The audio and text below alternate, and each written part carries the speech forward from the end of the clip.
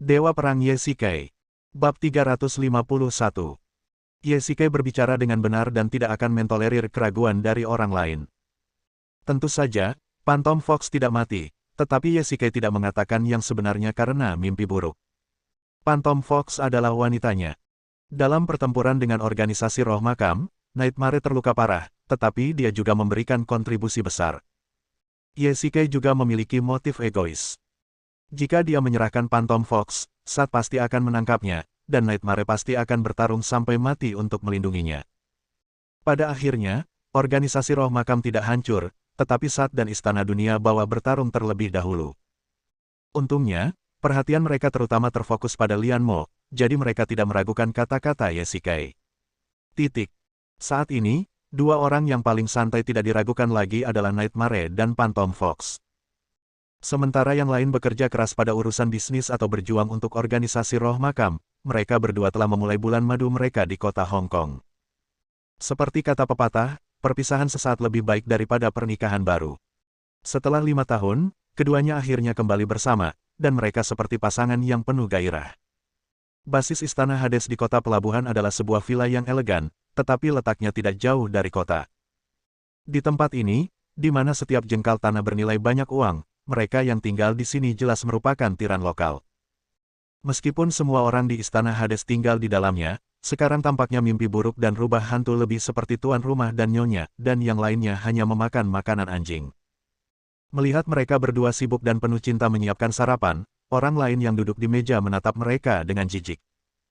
Lihatlah Nightmare, dia biasanya terlihat tidak bersemangat dalam menjalani hidup, tetapi hanya dalam beberapa hari, dia telah berubah menjadi seorang ibu rumah tangga.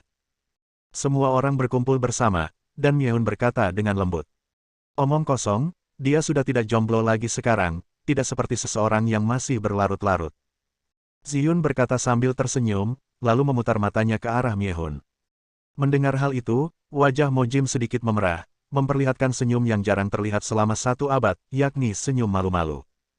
Kakak Zihyun, kamu tidak tahu, dia lebih ganas dariku dalam perkelahian. Bagaimana jika kita bersama di masa depan dan aku ditekan olehnya? Myeon memasang ekspresi malu di wajahnya dan mengarahkan jarinya ke Moji di sampingnya. Dia membungkuk dan berbisik di telinga Zihyun sambil menatapnya dengan rasa bersalah. Hei, apa yang kamu katakan?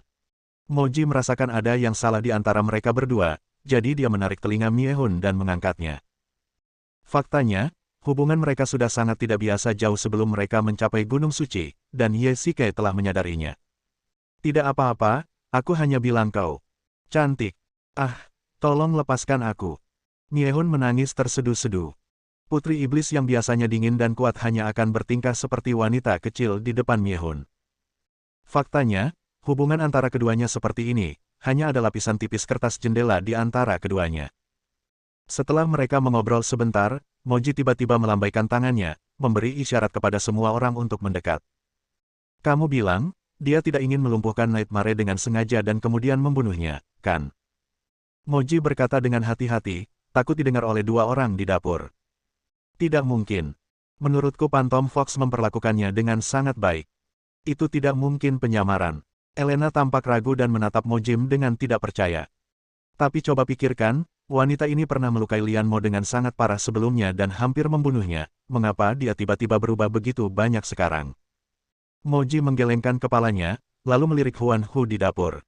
Dia mengambil sepotong daging asap dengan sumpit dan memasukkannya ke mulut Nightmare, tampak sangat penuh kasih sayang.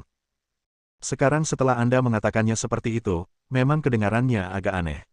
Myeon menggaruk kepalanya dan berkata, jangan lupa, julukannya adalah 1 orang dengan 1000 wajah.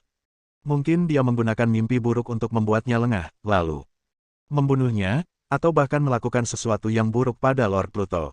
Moji melanjutkan. Dia tidak memiliki kesan yang baik tentang Phantom Fox. Jika dia tidak tiba tepat waktu di rumah sakit, Nightmare pasti sudah mati. Dan sekarang, Phantom Fox telah berubah menjadi wanita Nightmare, yang memaksa Moji untuk waspada. Ini. Semua orang saling memandang, tidak tahu harus berkata apa. Lagi pula, tidak seorang pun bisa berbicara begitu tegas tentang hal semacam ini, dan jika mereka melakukan kesalahan, itu akan sangat merepotkan. Apa yang sedang kamu bicarakan? Pada saat ini, Nightmare dan Phantom Fox keluar membawa semangkuk bubur, dan semua orang langsung bersikap seolah-olah tidak terjadi apa-apa. Tidak apa-apa, hanya mengobrol, kata Elena sambil tersenyum. Ayo, makanlah bubur yang aku buat sendiri. Huanhu menghibur semua orang dengan hangat dan menyajikan bubur kepada semua orang dengan sendok. Terima kasih, terima kasih, terima kasih, Suster Huanhu. Semua orang mengambil bubur yang diserahkan Huanhu, kecuali Moji. Baiklah, apakah kamu tidak ingin minum sesuatu? Huanhu menyerahkan semangkuk bubur, tetapi Moji enggan mengambilnya, yang membuatnya merasa sedikit malu. Ada juga tatapan aneh di mata Meng Yao, dan ekspresinya sedikit serius. Maaf, saya terbiasa makan sarapan barat. Ucap Moji dingin, lalu mengulurkan tangannya mengambil sepotong roti tawar, mengolesinya dengan mentega, lalu melahapnya sedikit demi sedikit. Lupakan saja, kamu memang pemilih soal makanan. Berikan saja padaku jika kamu tidak mau meminumnya. Miehun angkat bicara tepat pada waktunya untuk meredakan suasana canggung. Meng Yan menatap Moji dengan wajah muram. Setelah tinggal di Istana Hades begitu lama, bagaimana mungkin dia tidak tahu kebiasaan hidup Moji? Dia jelas-jelas menargetkan Huanhu. Setelah makan, semua orang berdiri dan kembali ke kamar masing-masing untuk beristirahat. Huanhu, seperti istri yang berbudi luhur, mengambil inisiatif untuk mengerjakan semua pekerjaan rumah tangga. Tunggu sebentar. Tiba-tiba Nightmare menangkap Moji. Apa yang kamu inginkan dariku? Moji berkata dengan tidak senang saat dia melihat kemarahan di wajahnya. Mengapa kamu menargetkannya? Nightmare bertanya dengan kasar, tatapannya agresif, seolah sedang menginterogasinya. Kenapa kau begitu galak? Apa yang memberimu hak untuk mengatakan bahwa aku mengincarnya? Moji juga sangat tertekan dan membalas. Omong kosong, aku tidak mengerti maksudmu Moji. Biar ku katakan padamu, dia wanitaku. Aku tidak akan membiarkanmu bersikap sarkastis padanya. Mimpi buruk, kau benar-benar orang yang tidak berperasaan. Saat dia mencoba membunuhmu, apakah kau pernah berpikir bahwa kau adalah orangnya? Jika bukan karena aku, kau pasti sudah dibunuh olehnya sejak lama, tahukah kau? Moji tidak menyangka Nightmare akan marah. Dia begitu marah hingga membalas dengan kasar. Kamu bicaranya pelan. Nightmare menoleh kembali ke arah dapur, takut Phantom Fox akan mendengarnya. Mimpi buruk, sulit untuk mengubah sifat seseorang. Aku hanya takut kamu akan tertipu olehnya. Moji menarik napas dalam-dalam dan memaksa dirinya untuk tenang. Lalu ekspresi sedih tampak di wajahnya. Dia meninju dada Nightmare dengan keras, berbalik dan berlari ke atas. Nightmare mendesah, berbalik dan berjalan ke dapur, di mana Phantom Fox sedang mencuci piring. Istirahat saja dan biarkan pembantu yang mengerjakannya. Tidak apa-apa, aku belum lelah. Huanhu berbalik dan tersenyum pada Meng Yan. Dia menggosokkan tangannya ke celemeknya dan dengan santai memasukkan kembali telepon di tangannya ke dalam sakunya. Bab 352. Itu adalah gerakan kecil yang tidak diperhatikan Meng Yan, tetapi telepon di saku Huanhu tiba-tiba menyala dan bergetar. Setelah sarapan, Phantom Fox dan Nightmare meninggalkan villa. Kota Hong Kong adalah kota metropolitan internasional. Meskipun keduanya aktif di kota Hong Kong saat mereka masih tergabung dalam organisasi roh makam, kedua pembunuh itu tidak dapat bepergian atau bersantai. Menara TV kota pelabuhan adalah bangunan yang tingginya ratusan meter. Observasi di puncak terbuat dari kaca temper. Dari atas, Anda dapat melihat seluruh kota pelabuhan. Pemandangannya tak berujung dan spektakuler. Hari ini hari Minggu, dan banyak orang naik ke menara TV, kebanyakan adalah wisatawan dari tempat lain. Apakah kamu yakin ingin naik? Aku melihat ada banyak orang di sini hari ini. Kalau tidak, lupakan saja. Di bawah menara TV, mereka berdua berpegangan tangan. Meng Ye sedikit ragu ketika melihat begitu banyak orang. Tidak, aku hanya ingin pergi melihat-lihat. Phantom Fox bersikeras sambil menarik tangan Nightmare ke depan. Lihat, ada begitu banyak pemandangan yang spektakuler. Sungguh menyenangkan untuk bersantai. Di observasi, Phantom Fox bersandar erat dalam pelukan Nightmare, dan keduanya memperhatikan mobil-mobil yang datang dan pergi di bawah.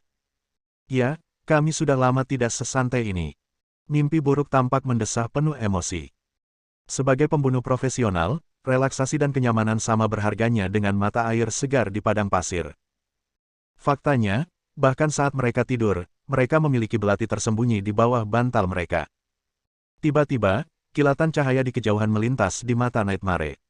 Secara naluriah, dia segera memastikan bahwa itu adalah pantulan teropong senapan runduk. Hati-hati. Nightmare mencengkeram lengan Phantom Fox dan menariknya ke bawah. Di kejauhan, sebuah peluru melesat membentuk busur di udara, dengan mudah menghancurkan kaca tempar di depan dan menembus ke dalam. Ah!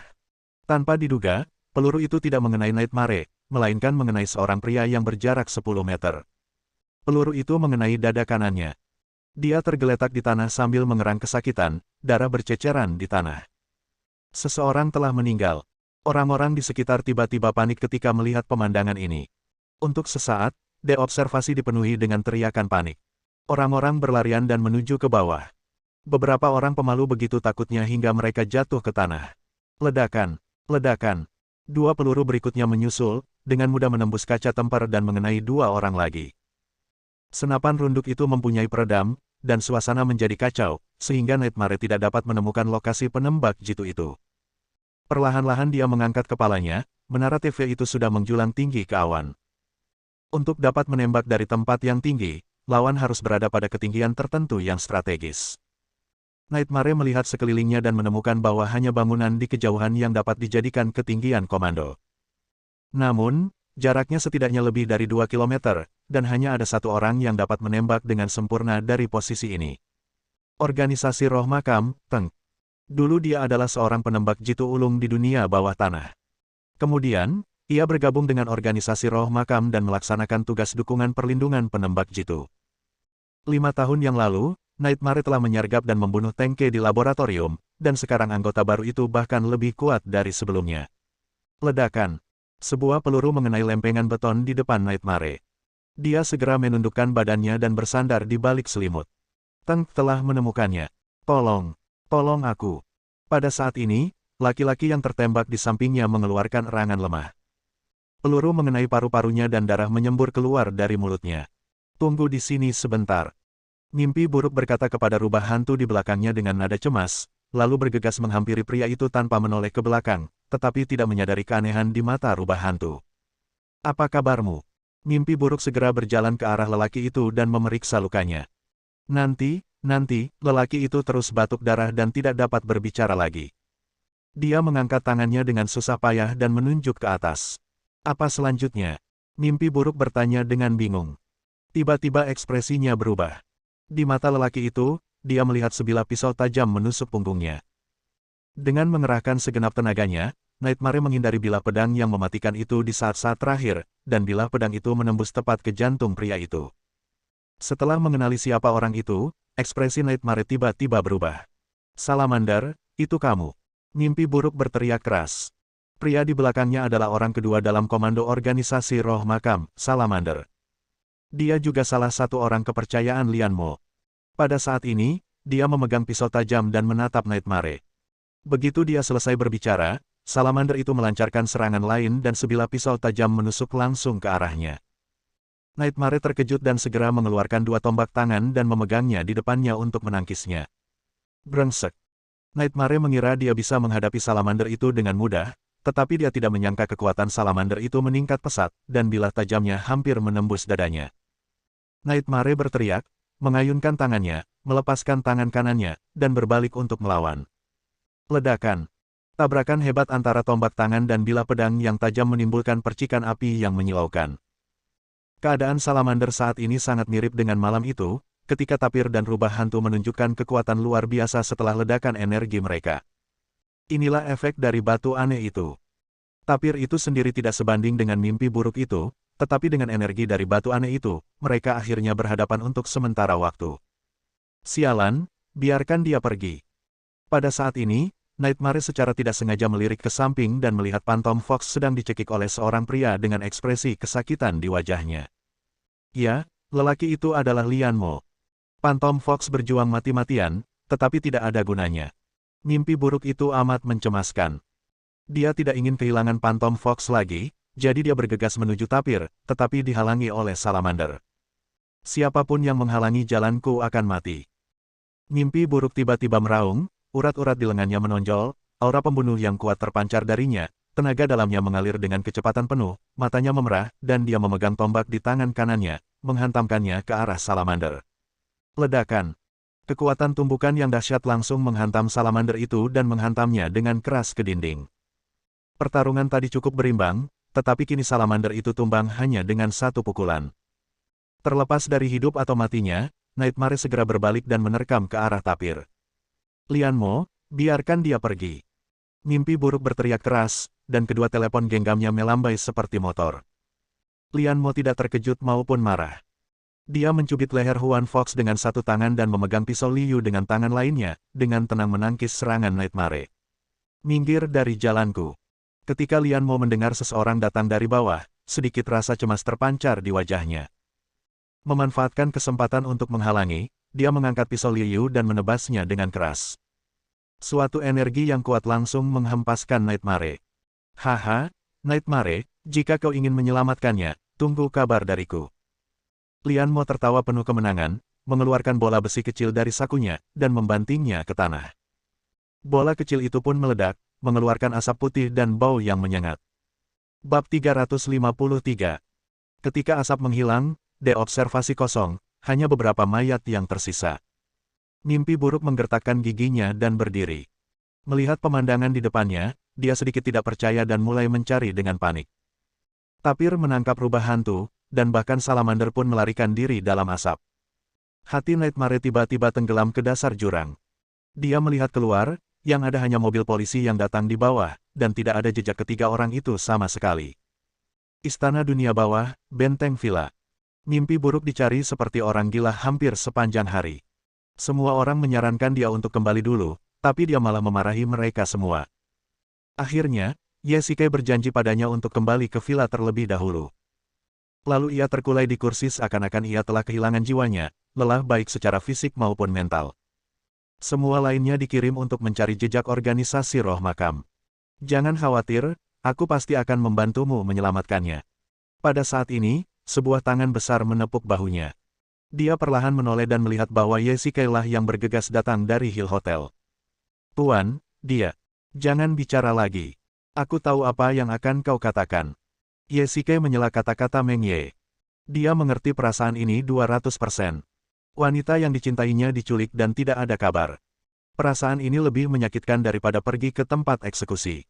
Sebagai pemimpin Istana Dunia Bawah, Yesike memiliki kewajiban untuk melindungi saudara-saudaranya.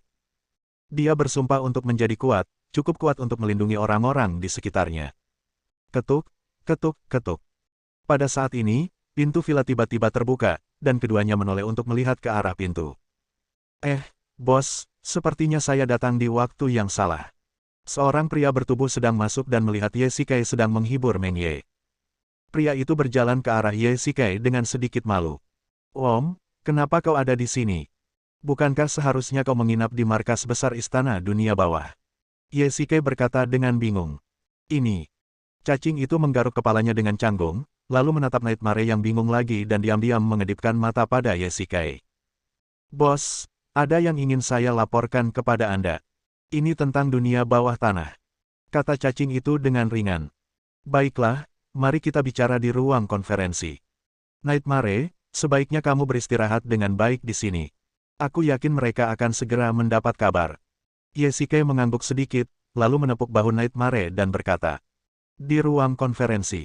Baiklah, kita hanya berdua di sini, katakan saja langsung. Yesike menutup pintu dan berkata dengan ringan. Bos, masalah ini bukan tentang kekuatan bawah tanah, tetapi tentang mimpi buruk, kata cacing itu dengan ragu-ragu. Sambil berbicara, dia melirik keluar dan matanya tertuju pada Nightmare. Jendela ruang konferensi itu satu arah. Anda dapat melihat bagian luar dari dalam, tetapi tidak bagian dalam dari luar. Mimpi buruk, ada apa? Yesike tiba-tiba menjadi waspada dan berbicara dengan suara dingin. Lebih tepatnya, ini tentang Phantom Fox. Wong tanpa sadar melihat keluar jendela ketika dia baru setengah jalan menyampaikan pidatonya. Dia menghela napas lega ketika yakin bahwa Lianmo tidak mendengarnya. Ruang konferensi itu kedap suara sepenuhnya, jadi tentu saja dia tidak dapat mendengarnya. Huanhu, kamu juga tahu bahwa dia ditangkap oleh organisasi roh makam pagi ini. Yesike bertanya. Tidak, bukan itu masalahnya, tapi... Cacing itu menggelengkan kepalanya, ragu untuk berbicara, dengan ekspresi ragu-ragu di wajahnya. Apa itu? Ye bukan orang bodoh. Dia mengerti apa maksud cacing itu ketika mendengar ini, dan ekspresinya tiba-tiba menjadi serius. Kamu sebaiknya mendengarkan ini dulu. Alih-alih menjawab, Wom mengeluarkan telepon seluler dari sakunya dan memutar rekaman. Ini. Ye bertanya dengan ragu, mengangkat telepon dan menempelkannya ke telinganya untuk mendengarkan. Lambat laun ekspresinya menjadi semakin serius dan dingin. Dia menarik napas dalam-dalam, dan pada akhirnya, giginya yang terkatup rapat bahkan mengeluarkan suara, klik. Bos, lihat, apakah Anda ingin? Jangan beritahu dia untuk saat ini, jaga saja mulutmu. Wajah Ye serius, hatinya dipenuhi emosi campur aduk, dan nada suaranya agak tidak senang. Ya, saya mengerti. Cacing itu mengangguk berulang kali. Dari mana Anda mendapatkan informasi ini? Ye bertanya dengan dingin. Ekspresi ini terlihat di wajahnya sejak dia mendengarkan rekaman itu. Bahkan saat dia berbicara pada Wom, dia tampak seperti hendak meledak, yang membuat Wom sedikit gugup. Ziyun baru saja meneleponku dan memberitahuku tentang Phantom Fox yang ditangkap, lalu aku berpikir untuk membantu mencari beberapa petunjuk, dan tanpa sengaja. Aku menemukan rekaman ini, kata cacing itu dengan ragu-ragu. Biar aku yang urus masalah ini, kamu tak perlu ikut campur. Ye menghela napas dalam-dalam dan berkata ringan. Baik, bos. Saya akan segera kembali. Saya datang ke kota Hong Kong hanya untuk memberitahu Anda hal ini. Cacing itu mengangguk. Keduanya berjalan keluar dari ruang konferensi. Meng Yan masih terkulai di sofa dengan ekspresi dekaden.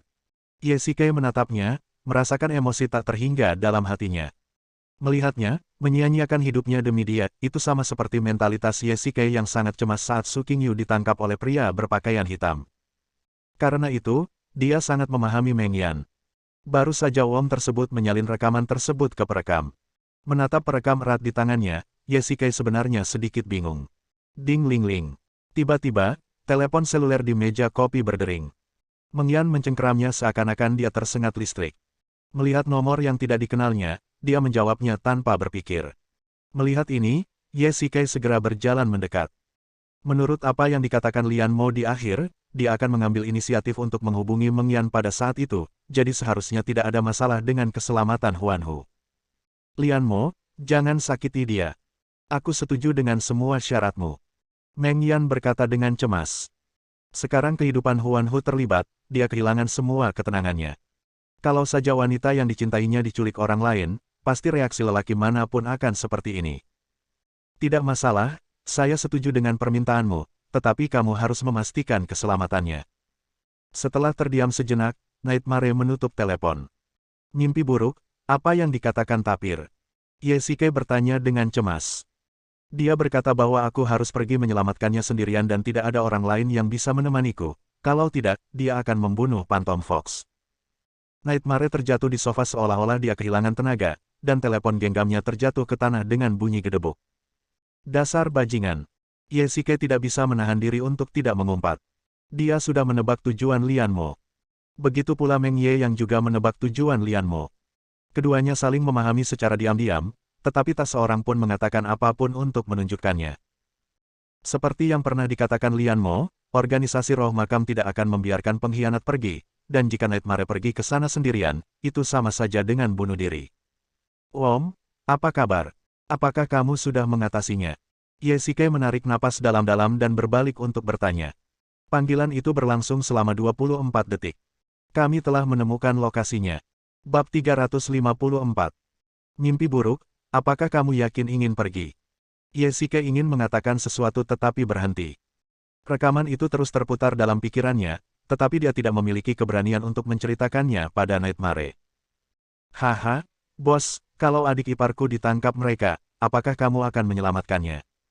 Sudut mulut Meng Yan terangkat sedikit, dan dia perlahan berdiri. Matanya penuh dengan tekad dan ketekunan. Hanya ada satu jawaban untuk pertanyaan ini.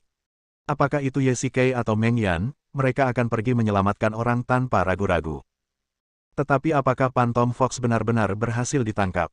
Atau mungkin dia melakukannya dengan sengaja? Bos, terima kasih atas semua tahun ini, tetapi saya sudah memutuskan.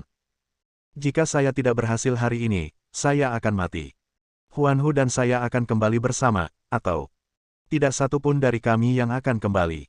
Mimpi buruk berjalan perlahan menuju pintu. Dia biasanya menyendiri, tetapi sekarang dia menjadi sentimental. Dia siap untuk tidak pernah kembali.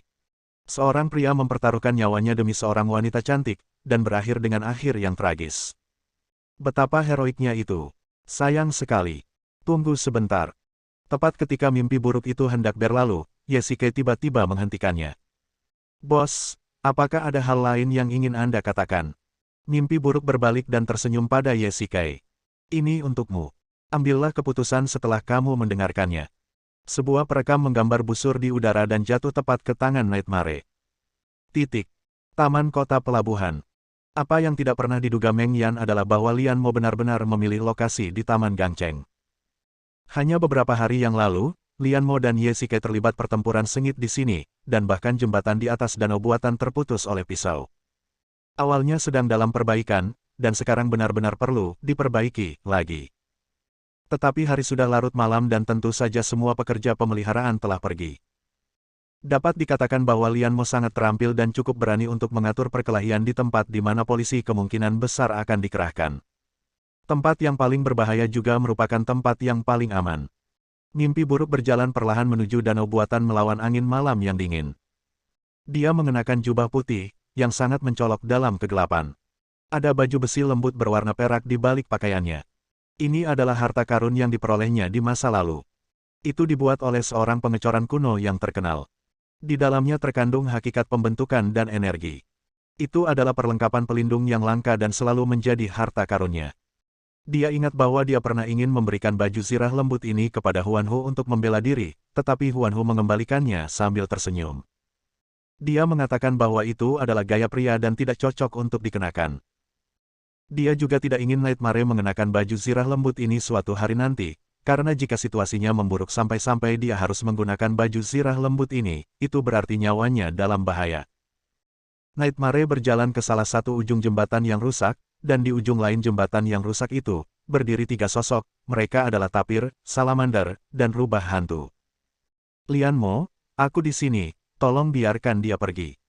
Kata Nightmare kepada ujung sana, wajahnya sedingin es, dengan sedikit niat membunuh terpancar di matanya. Haha, singkap, kamu masih terlihat sangat angkuh, tetapi kamu memang kuat. Kamu datang ke sini sendirian, jadi aku tidak salah menilai kamu. Lian Mo tertawa keras.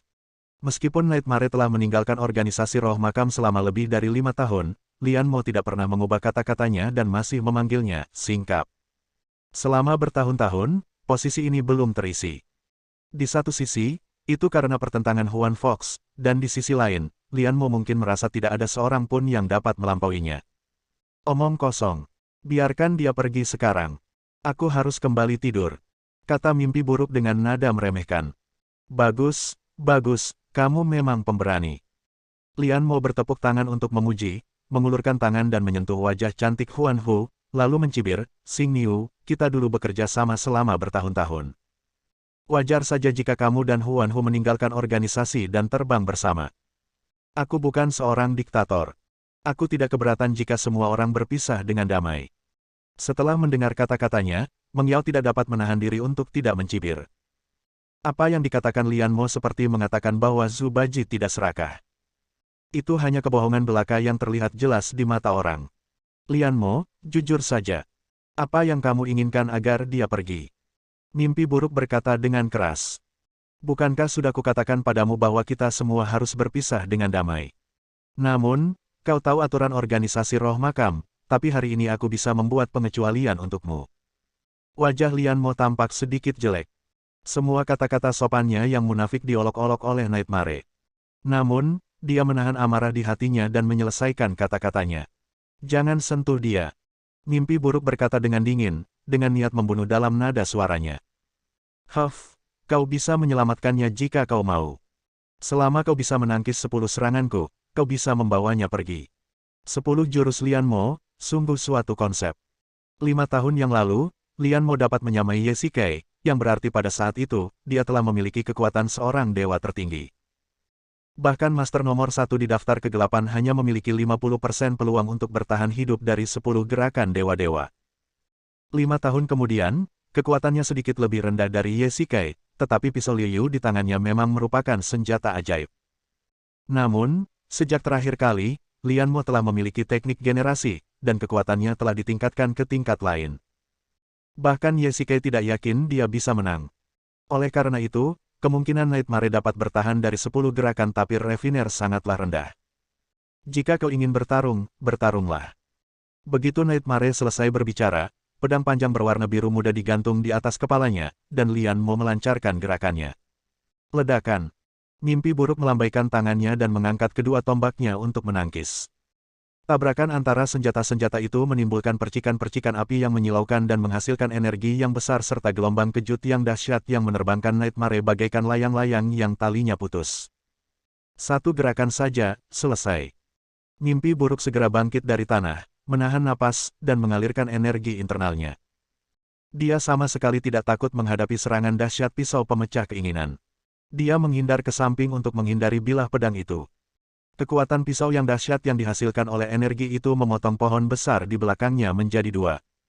Dua gerakan telah dilakukan.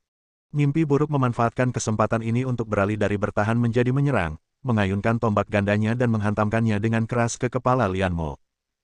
Lian Mo buru-buru mengangkat pedang Liu miliknya untuk menangkis, lalu energi gelap menyeruak dari tombaknya dan bertabrakan dengan pedang Liu. Tabrakan biru dan hitam, seperti reaksi kimia, menghasilkan ledakan dahsyat. Seni bela diri Nightmare sangat maju, dan dia menggunakan dua tombak tangan dengan sempurna, yang tidak lebih buruk dari ilmu pedang Lian Mo.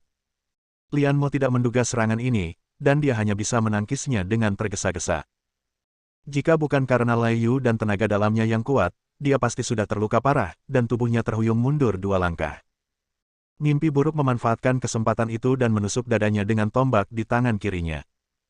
Lian Mo tidak dapat menghindar, namun tombak tangan itu tidak menembus dadanya, melainkan menembus lengan kirinya. Darah mengalir keluar, dan serangan ini juga memberi Nightmare harapan. Tetapi adegan berikutnya membuat mata Nightmare terbelalak. Dia tidak dapat mempercayai matanya. Lian Mo tidak terburu-buru. Luka di lengan kirinya sembuh dengan kecepatan yang terlihat oleh mata telanjang. Hanya dalam 2 tarikan napas, lukanya sembuh total dan pendarahannya berhenti. Kulit barunya selembut dan seputih kulit bayi. Bab 355. Bagaimana ini mungkin? Mimpi buruk memiliki wajah yang tegas, tidak menunjukkan rasa terkejut sedikit pun, tetapi dia terkejut dalam hatinya. Setelah bertahun-tahun berpetualang, dia telah melihat segalanya, yang tidak dapat dihancurkan, yang kebal, yang bertulang besi dan yang berkulit perunggu. Namun, ini adalah pertama kalinya dia melihat seseorang sembuh total dari cedera dalam waktu sesingkat itu. Kecepatan penyembuhannya sangat cepat. Mimpi buruk bergumam. Itu bukan penyembuhan, tapi generasi. Lian Mo mencibir sambil mengangkat luka yang baru saja ditusuknya, seolah ingin pamer.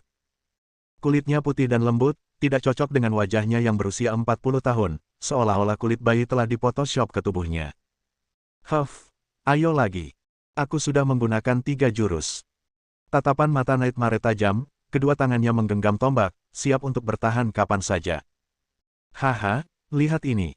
Lian Mo menghunus Liu dan mengayunkannya dengan ganas ke arah mimpi buruk, menciptakan badai biru yang tampak sedikit aneh dan menyeramkan di malam yang gelap. Rambut Nightmare tertiup angin, dan dia mengedarkan kekuatan internalnya, memadatkannya di antara 2 tombak, dan memadatkannya menjadi perisai energi hitam di dadanya. Badai semakin dekat, dan perisai energi besar itu sedikit bergetar. Ledakan. Kedua energi itu bertabrakan, dan Nightmare mundur beberapa langkah, tetapi masih menggertakkan giginya dan bertahan. Badai energi itu sangat dahsyat, bagaikan gunung, menekan kepalanya. Tekanan yang kuat membuatnya merasa tertekan. Dia mengatupkan giginya dan darah mengalir dari gusinya. Hah! Nightmare menghentakkan kakinya ke tanah dan menghalangi badai biru. Untuk sesaat, kedua belah pihak menemui jalan buntu. Jika kamu melawan dengan keras kepala, kamu akan mati. Lian Mo tidak mampu menolak mimpi buruk itu barang sejenak, ia pun menjadi marah dan merasa terhina. Dia mendesak energi dalam tubuhnya untuk terus maju, melepaskan semua energi kaya yang diserap dari batu aneh itu, bersumpah untuk membunuh mimpi buruk itu. Dia bagaikan batu keras di tengah arus yang deras, tetap berdiri kokoh tidak peduli seberapa kuat arusnya. Tubuh Nightmare mulai runtuh. Konsumsi energi internal yang besar hampir membuatnya kewalahan. Konfrontasi kekuatan internal, meskipun tampak tenang dan damai tanpa kilatan pedang dan golok, bagaikan mata badai. Walau di dalamnya tenang bagaikan air, ia mengandung energi yang keras. Sebagai orang yang dipukuli, Nightmare menahan rasa sakit yang tak terbayangkan, bagaikan dicabik-cabik oleh 5 ekor kuda. Hanya saja dulu tenaga yang ia gunakan menarik keluar, kini tenaga yang ia gunakan mendorong ke dalam. Tulang-tulangnya berderit karena remuk, dan organ-organ dalamnya bergejolak. Jika dia terus seperti ini, bahkan jika Nightmare menghabiskan tenaga dalamnya, dia tidak akan mampu menghentikan serangan tapir itu. Namun, aliran energi kedua sisi telah membentuk struktur yang stabil. Kalau dia gegabah dalam bertindak, kalau ada penyimpangan sedikit saja, maka semua tenaganya akan langsung mengenai dagingnya. Dengan tenaga yang sekuat itu, aku takut saat itu sudah tidak ada lagi sisa-sisanya. Tubuh Nightmare sangat lelah. Wajahnya pucat, tubuhnya gemetar, kepalanya pusing, dan pandangannya gelap, tetapi dia masih berjuang untuk bertahan. Pada saat ini, dia merasakan badai energi di depannya berangsur-angsur melemah, semakin melemah. Nightmare merasakan tekanan berkurang, dan dia terengah-engah. Dia merasa tidak nyaman, seolah-olah tubuhnya sedang dibalikkan. Hingga akhirnya energi itu benar-benar menghilang, Nightmare mengangkat kepalanya dan melihat Lian Mo menatapnya dengan penuh arti. Lengan kanannya yang memegang Lai Yu terkulai alami. Apakah dia menarik tangannya atas inisiatifnya sendiri? Mimpi buruk menancapkan tombaknya ke tanah dan memaksa dirinya untuk berdiri. Engah. Tekanan besar itu lenyap, dan Nightmare tiba-tiba memuntahkan darah, lalu terengah-engah. Mimpi buruk, kau bukan tandinganku. Apa kau masih berencana untuk terus bertarung? Lian Mo mengangkat pedang pemecah keinginan, dengan bilah pedang mengarah langsung ke mimpi buruk. Haha. Tiba-tiba Nightmare tertawa keras ke arah langit. Giginya yang putih ternoda darah. Ketika dia membuka mulut untuk tertawa, jejak darah masih mengalir. Dikombinasikan dengan kulitnya yang pucat, dia tampak seperti vampir dan sangat menyeramkan. Apa yang kamu tertawakan? Ekspresi aneh melintas di wajah Lian Mo dan tatapan matanya menjadi tajam. Saya menertawakanmu karena begitu bodohnya sampai melepaskan kesempatan ini. Ambillah ini. Nightmare tertawa keras dan mengeluarkan beberapa pil dari sakunya dan menelan semuanya dalam sekali teguk. Di antara benda-benda itu ada pil energi internalnya yang sangat berharga, yang digunakan untuk mengisi kembali energi internalnya dengan cepat, dan pil yang diperolehnya dari Ziyun, yang dapat menyembuhkan luka dalam dengan cepat. Meskipun Nightmare tampaknya tidak memiliki luka apapun di permukaan, organ-organ internalnya terluka oleh hantaman energi, dan meridian dantiannya juga rusak karena habisnya energi internalnya. Beberapa saat yang lalu, Nightmare hampir tidak bisa bertahan, tetapi yang tidak disangkanya adalah Lian Mo benar-benar memberinya kesempatan untuk mengatur napas. Dengan bantuan dua ramuan, Nightmare dengan cepat memulihkan kekuatan bertarungnya. Bagaimanapun, Lian Mo masih meremehkan tekad Nightmare untuk bertarung. Bertarung sampai mati. Gerakan keempat telah digunakan. Ayo bertarung lagi. Mimpi buruk bernafas sedikit. Meski terluka parah, dia yakin bahwa Lian Mo tidak jauh lebih baik. Dia membunuh 1000 musuh dan kehilangan 800 musuhnya sendiri. Keduanya hampir sama. Kali ini, Nightmare menyerang terlebih dahulu, dan dalam sekejap, dua tombak tangan diletakkan di leher Lian Mo, tetapi dia menghindarinya dan memenggal kepala Nightmare dengan gerakan tangan belakang. Ledakan. Saat Liu Yu hendak menebas dahi Nightmare, sebuah tombak tangan berwarna hitam pekat menghalanginya, memicu sebuah gerakan terbang. Mimpi buruk muncul dan langsung mengenai rahang tapir, yang merupakan salah satu bagian tubuh manusia yang rentan. Engah. Lian Mo tidak menyangka bahwa Nightmare akan meninggalkan senjata dingin dan menggunakan teknik kaki sebagai gantinya. Dia ditendang dengan keras tanpa persiapan apapun dan mengeluarkan dua benda keras berdarah dari mulutnya. Ini giginya. Gerakan kelima, tapir itu terbalik di parit. Sialan, aku harus membunuhmu. Lian Mo menyeka mulutnya dengan satu tangan untuk membersihkan darah. Dia begitu marah hingga dia mengumpat dan dipenuhi dengan niat membunuh. Dengan bantuan teknologi generasi, gigi dengan cepat tumbuh kembali pada dua soket gigi, tetapi ini sungguh merupakan pukulan fatal bagi jiwanya. Dipukuli sampai gigi tanggal itu memalukan, apalagi dipukul oleh orang yang lebih lemah. Hal ini tidak hanya memalukan tetapi juga aib. Jangan sekali-kali menindas orang jujur, karena jika orang jujur sudah marah, dia tidak akan sempat untuk berlutut dan memohon belas kasihan. Jadi apa yang akan terjadi jika Anda membuat seekor singa yang sabar marah? Mungkin Anda bahkan tidak memiliki hak untuk menikmati kematian. Tetapi mimpi buruk ingin melakukan yang sebaliknya dan sengaja menggunakan tipu muslihat jahat ini untuk membuat tapir marah. Pedang panjang itu tergantung di atas kepalanya. Mimpi buruk tidak menghadapinya secara langsung, namun menghindarinya dengan berbalik ke samping. Karena inersia, Liu terjatuh dengan keras ke tanah, menyebabkan getaran hebat. Sebelum Nightmare mendarat di tanah, bilah pedang Liu sudah kembali menyambut serangannya. Ledakan. Tombak ganda menghalangi di depannya dengan sempurna. Struktur khusus tombak tangan juga menyebarkan bilah pedang Liu. Nightmare mundur, menjauhkan diri dari Lian Mo, lalu melakukan jungkir balik dan mendarat dengan mantap di tanah. Langkah ke-6 dan ke-7 berhasil dilalui. Bersambung.